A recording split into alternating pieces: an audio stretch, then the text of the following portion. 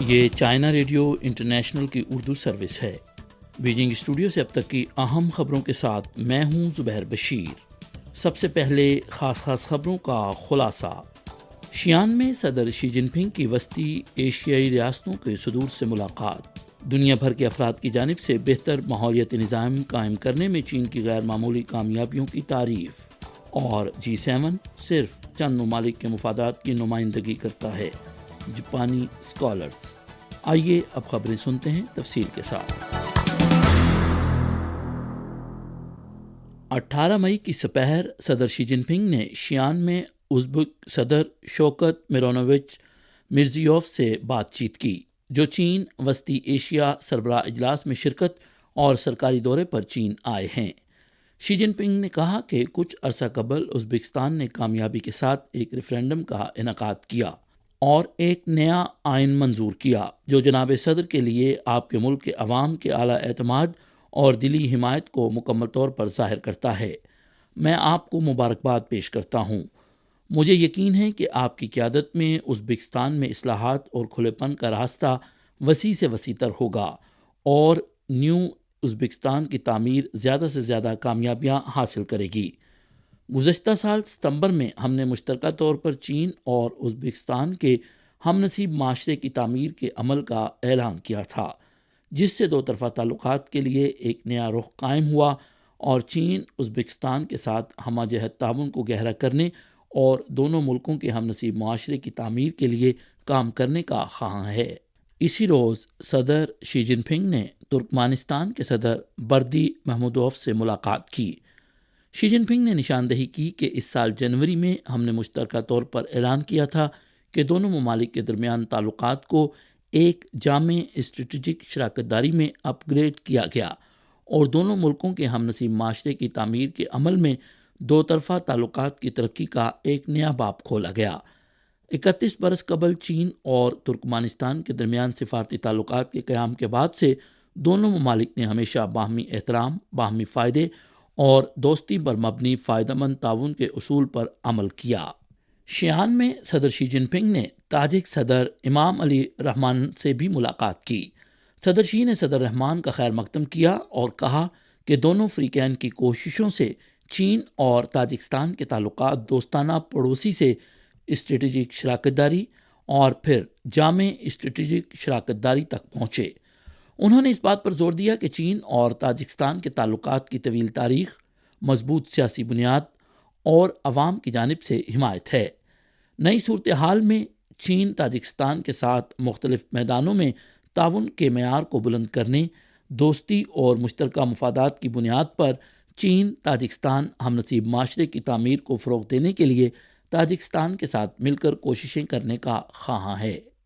اسی دن صدر شی جن پنگ نے شیان میں کرغز صدر سدیر جاپروف سے ملاقات کی۔ ملاقات میں شی جن پنگ نے کہا کہ گزشتہ سال میں کرغز صدر سے دو ملاقاتوں کے دوران چین اور کرغزستان کے درمیان مختلف شعبوں میں ٹھوس تعاون پر اہم اتفاق رائے حاصل ہوا، جس پر عمل کیا جا رہا ہے اور دونوں ممالک کے تعلقات کی ترقی کے لیے ایک طاقتور قوت فراہم ہو رہی ہے۔ چین کرغزستان کے ساتھ مل کر دوستانہ ہمسائیگی پر مبنی تعلقات اور مشترکہ خوشحالی کے حامل چین کرغزستان ہم نصیب معاشرے کی تعمیر کرنا چاہتا ہے اور جامع تعاون کے ذریعے دونوں ممالک کی ترقی کو فروغ دینے کا خواہاں ہے۔ 18 مئی کو چینی وزارت خارجہ کے ترجمان وانگ وین بین نے پریس کانفرنس میں سوال کا جواب دیتے ہوئے کہا کہ چین نے وسطی ایشیا کے 5 ممالک کے ساتھ جامع اسٹریٹجک شراکت داری قائم کی، دو طرفہ سطح پر بنی نوع انسان کے ہم نصیب معاشرے کے عمل پر اتفاق کیا۔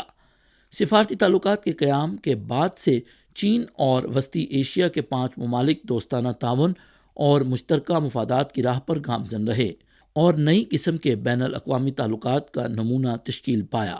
دونوں فریقین نے ایک ساتھ مل کر خطے کے امن و استحکام کی حفاظت کی۔ وانگ وین بین نے کہا کہ دونوں فریقین نے دوستانہ صوبوں اور شہروں کے 70 جوڑے بنائے۔ ہر سال لاکھوں عوام کے درمیان قریبی روابط پیدا ہو رہے ہیں، جو تہذیبوں کے درمیان تبادلوں کی اچھی کہانی پیش کرتے ہیں۔ موجودہ سمٹ بنی نوع انسان کے ہم نصیب معاشرے کی تعمیر کو فروغ دینے کا فعال عمل ہے اور یہ سمٹ مثبت اثرات پیدا کرے گی۔ یقین ہے کہ چین وسطی ایشیا سمیت چین اور وسطی ایشیا کے تعاون کا نیا دور شروع کرے گی۔ چین وسطی ایشیا کے ہم نصیب معاشرے کی تعمیر کو نئی تحریک دے گی اور بنی نوع انسان کے ہم نصیب معاشرے کی مشترکہ تعمیر کے لیے اپنی خدمات سر انجام دے گی۔ ترکمانستان کی جانب سے مستقل غیر جانبدار کی حیثیت حاصل کرنے کے بعد سے اس نے دنیا کے تمام ممالک کے ساتھ فعال طور پر دوستانہ اور تعاون پر مبنی تعلقات استوار کیے۔ چین اور ترکمانستان نے 6 جنوری 1992 کو سفارتی تعلقات قائم کیے اور جنوری 2023 میں دونوں ممالک کے درمیان تعلقات کو جامع اسٹریٹجک شراکت داری میں اپ گریڈ کیا گیا۔ سفارتی تعلقات کے قیام کے بعد سے ترکمانستان کی چین کے ساتھ تجارت میں مسلسل اضافہ ہوا اور 2022 میں چین اور ترکمانستان کے درمیان باہمی تجارت کا حجم 11.181 ارب امریکی ڈالر تک جا پہنچا، جو پچھلے سال کے مقابلے میں 52% زائد ہے۔ چین اور ترکمانستان نے چین سے وسطی ایشیا تک قدرتی گیس پائپ لائن کی 3 لائنز مکمل کی ہیں، جن کی کل لمبائی 1833 کلومیٹر ہے۔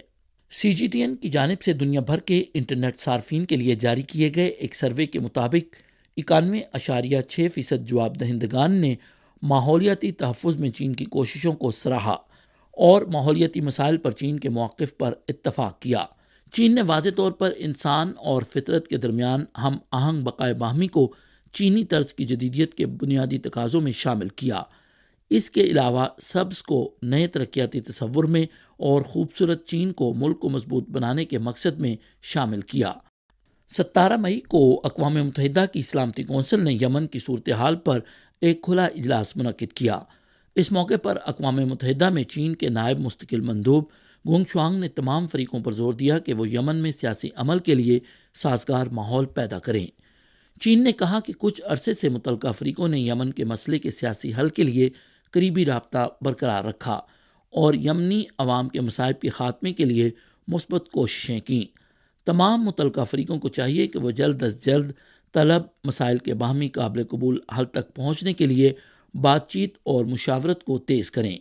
چین یمن کے تمام فریقوں پر زور دیتا ہے کہ وہ عوام کے مفادات کو اولویت دیں، سیاسی تصفیے کی پاسداری کریں، فوجی ذرائع ترک کریں، اقوام متحدہ کے خصوصی ایلچی کے کام میں فعال طور پر تعاون کریں۔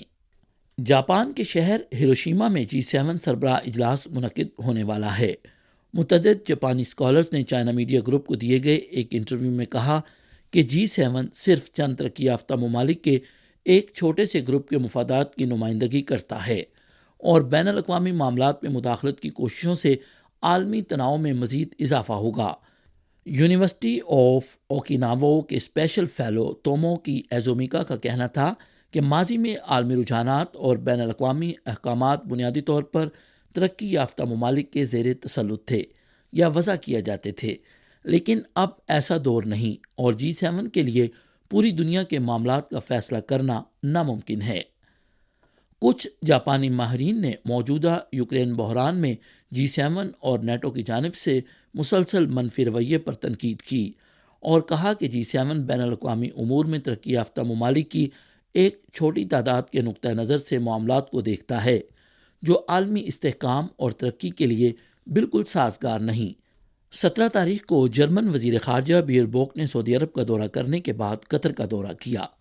تیل اور گیس کی حامل خلیجی طاقتوں کے ساتھ توانائی کے تعاون کو مزید مستحکم کرنے کی امید کے علاوہ ان کے دورے کا ایک اور اہم موضوع شام تھا۔ یاد رہے کہ رواں ماہ کی 7 تاریخ کو عرب لیگ نے شام کی عرب لیگ کی رکنیت بحال کرنے کا اعلان کیا۔ رواں ماہ کی 19 تاریخ کو عرب لیگ کا سربراہ اجلاس سعودی عرب کے شہر جدہ میں ہوگا، جس میں شام کے صدر بشار الاسد کو شرکت کی دعوت دی گئی ہے، لیکن امریکہ نے عرب لیگ میں شام کی دوبارہ شمولیت کی مخالفت کی۔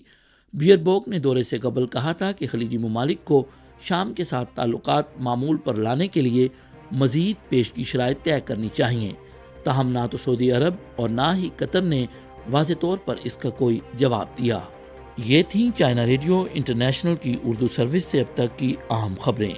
زبیر بشیر کو اجازت دیجیے، مزید خبروں کے لیے دیکھیے ہماری ویب سائٹ، پتہ ہے urdu.cri.cn۔